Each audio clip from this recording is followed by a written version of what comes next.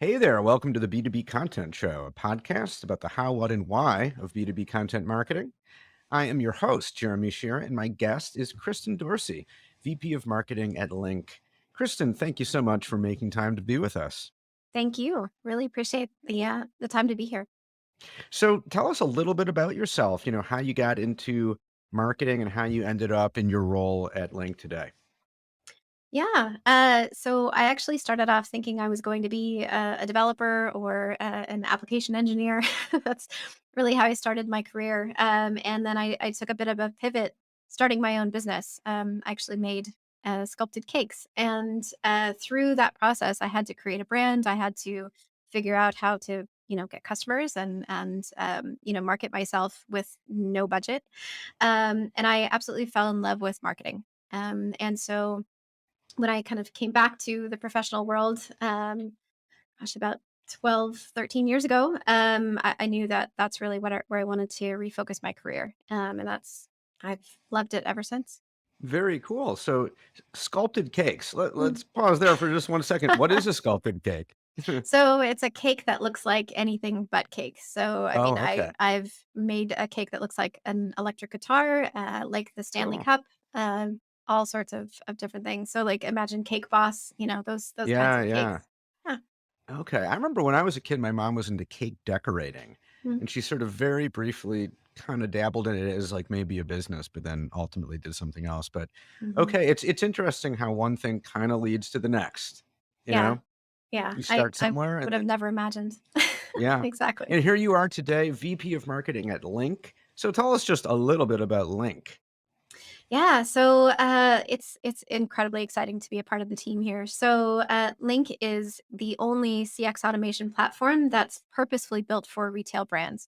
So we work with customers like Levi's, Carter's Oshkosh, PacSun, and many others.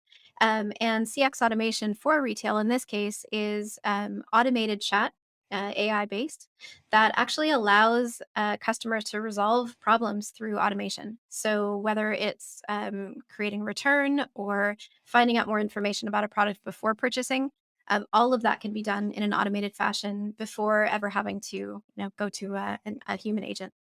Okay, very, very cool. And of course, we'll put a link to Link Mm. in the show notes so everybody can check it out. Now, what I want to talk about today with you is something that we had discussed a little bit when we were doing a little prep for the interview, and that's creating as a content marketer, creating content that kind of adds up as a go-to resource for your audience, on Mhm. a particular topic. And in fact, that's exactly what you guys are doing, right? You're creating just a load of really valuable content around customer experience and all that that entails with the Mhm. goal, right, of creating community around it and becoming that kind of go-to source. So why why is that a good thing to do? Why is that an important thing to do for Link?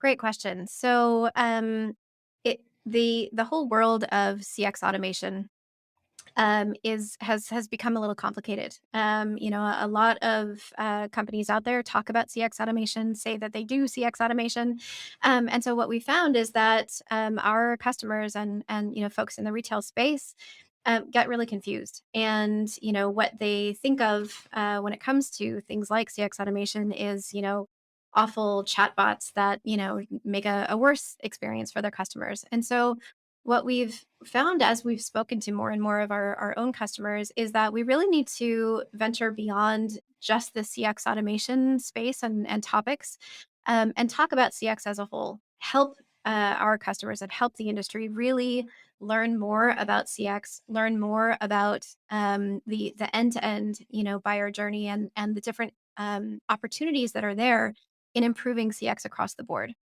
Okay. of which automation is a piece. And so it's really stepping beyond the boundaries that we play in, to really offer value to our customers in a more holistic way. Okay, right. And so it's kind of getting into that thought leader space, right? Where you're looking at Absolutely. the big picture. So what does it look like, or what has it looked like so far to create this kind of go-to source? Like, what does that consist of? What does it look like for one of a prospect to go there? And and search around. Absolutely. So, and I think we started at a point of, what are the questions that, these folks are asking, what's important to them? Where are the pain points? And so I think what's first important is to be really topical, really timely. So, the key things in the industry right now obviously have been, staffing, supply chain, you know, economic slowdown, all of these different elements that this is affecting the day to day, and the future of these retail brands and the folks who are helping to to keep them afloat and keep them growing. And so it's really been important to us to create content around these different topics, and again within the realm of CX. And so if you're looking at supply chain issues, for example, it's not something that you as a business are going to necessarily be able to tackle or change. There's obviously, worldwide issues at play, but what can you do in terms of proactive communication with your customers? What can you do in terms of the way that you're providing that experience to your customers to mitigate some of the issues, that you're not able to change? Okay. Now, the content that you on the site you and I think you said creating the content. So Mhm. how to what extent is this content produced, original content that you're producing in house? Is it all of that? Is it a mix of that and stuff you're curating? Like, what does that look like? Absolutely. So, I think in some ways I would love to create 100% of it, but we're a startup, we're a small team. And I think as well, it's important to bring in other, thought leaders as well. So we're looking at about a 50-50 split in terms of created, original content and curated content from other thought leaders in the space. We also are bringing in things like a listing of events, other podcasts that people should Mhm. be paying attention to, so that it really does start to build this great resource for people. So it's not just the folks here from Linc, kind of sharing one perspective on everything, Yeah. but it's really bringing together, the best resources possible. Mhm. Now that's interesting, and it sort of so it contextualizes the content that you are creating within all this other content that you're curating, Mhm. which makes good sense, especially for a small team, as you mentioned, and maybe just for any team. Mhm. It's there's only so much any one group of people can do. But still, the content that you're creating then has to meet a certain bar, right? Mhm. Especially if you want this to really be a go-to source, then you need to be providing stuff that people can't just as easily get anywhere else. Yeah. And you could Google it and find out, a bunch of different sources. So what is your approach to creating content that kind of gets it to the level where it needs to be, that just enhances that aspect of like, oh yeah, this is the source for this Mhm. information. Yeah, I would say that a key piece of it from my perspective is really having a unique perspective or something unique to say. As you said, I mean, you can Google any topic and find, millions and millions of, pieces of content that's been written on that. But what makes one piece, more valuable than the other? Well, to me, it's something where you have something unique to bring to the table, whether it's a unique perspective, whether it's more information, whether it's deeper research, whatever it might be. And so when we're looking at the content pieces that we're creating, we're bringing in, first of all, writers that are some of our advisors, thought leaders, et cetera, in the area. So they really know what they're talking about. It's not just folks who are, working at a tech startup. We're talking to people who, have worked in retail, have, been CEOs of retail brands. So they're bringing a very unique perspective, into the topics. But then making sure that we have that deep research to back it up. If we have a point of view, it's not just because we sat in a room and and dreamed it up, but it's backed up by facts and research, as I said. And I think that's one of the things that curating content helps to challenge the content that you're creating as well. Because if we're curating content from really quality sources, as makes sense to do, and as we want to do, as you said, the standard of our content really has to match. We don't want to have curated Yeah. content that's amazing, Harvard Business Review, articles and things like this. And then we have, 50, listicles and, Right. something that's really not going to be worthwhile. Right. I mean, the stuff, the original stuff you're putting alongside it can't just be run of the mill, right? Exactly. It has to at least meet that bar and maybe even transcend it to Mhm. whatever degree possible. So, how is this all going so far? I'm sure this is always going to be a work in progress to a certain extent, right? So, Mhm. how is it shaping up, and what have you've seen in terms of your data and the analytics to, are people flocking to it? Do you feel like, yeah, you are in fact creating this kind of go-to resource? Yeah, I think that the key for us has been a really solid plan that's, crawl, walk, run. So the way that we started was to begin to create content that was shared natively on LinkedIn and, obviously on our corporate website. But just starting to test content, test topics, test, feedback and things like that. And so that was kind of, almost step, point 5 before moving forward to say, okay, we think we have some quality here. We think we have enough interaction from what we're doing at this stage to really move into, this full-fledged site. And then in looking at the community site, well, is it going to be community from day one? Probably not. So from day one, it's going to be content. And so we really have been very prescriptive in terms of what these stages are. Building out fantastic quality content, curated content, events, all of these things that will bring people into to the site. And then the next step is starting to build the community components, right? As you build that audience. And so what we're seeing in the early stages so far is that it's absolutely working in that way. So starting to get subscribers on board, starting to get some really fantastic traffic, and the key there, like I said, is just, baby steps and, Yeah. building on successes instead of diving right in, thinking that you're going to have, this fantastic community from day one just because you have good content. Um, Hmm. it just isn't going to happen that way. There's going to be a lot of organic growth over time. Yeah. I mean, does it ever happen that way for anything when it I comes don't to think so. content marketing? I mean, Yeah. Yeah. Unless you hit maybe. the jackpot on TikTok or something, but Right, otherwise, right, but it's yeah. a long-term play, like Hmm. any content channel, or this is kind of like a multi-channel sort of, like a ecosystem of content, right? But Hmm. yeah, it's and so to my mind, it would take so we've kind of outlined a few key pillars as I'm hearing it. And, tell me if I'm on the right track here. So one is, of course, aligning what you're talking about and the kind of content you're creating, aligning that with what you know about your audience and what they really need and what they're really looking for, number one. And then curating and creating content at a high level that in aggregate creates something really unique, like a unique resource. And then doing this consistently over time Mhm. and being realistic in your expectation and kind of giving it enough time to live and breathe and improve and learn and iterate so that over time, you give it a chance to actually succeed. Does that sound about right?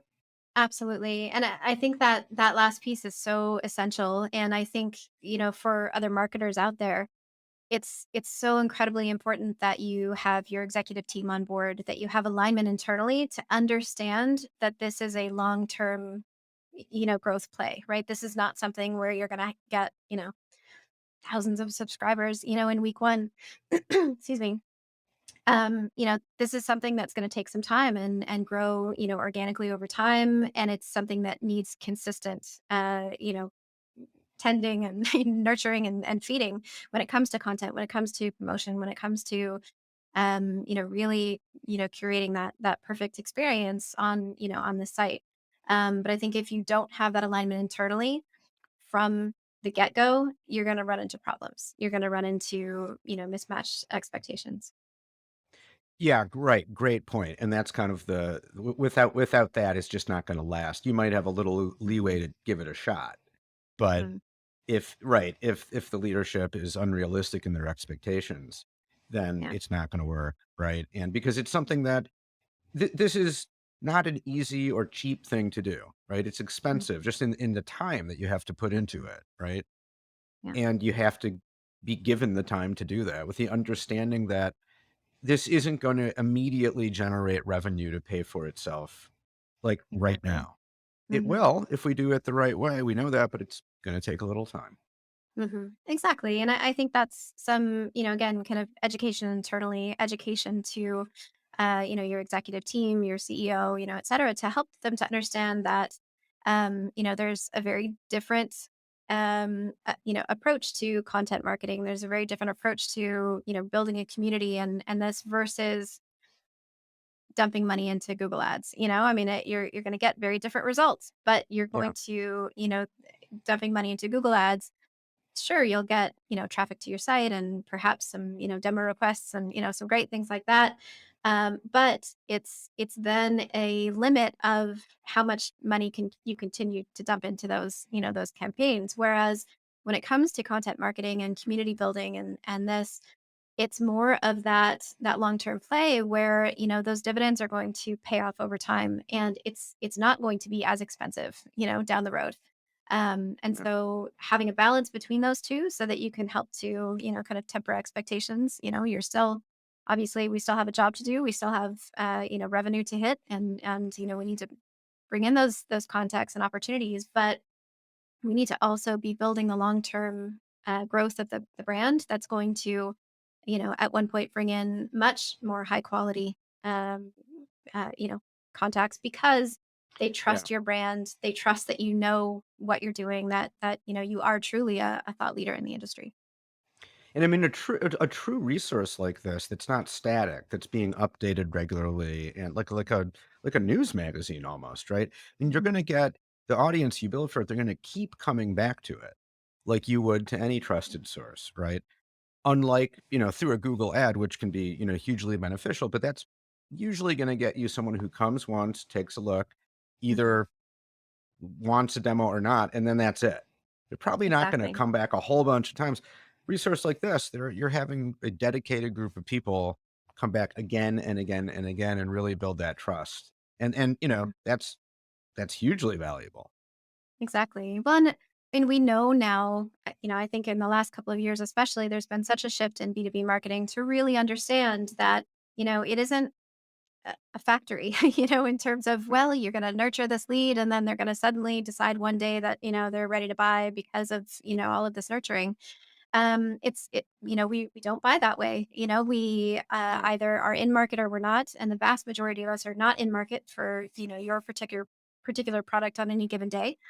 But when you suddenly become in market, you're going to immediately go to those solutions that you already know, you already trust, you've heard of from friends and colleagues.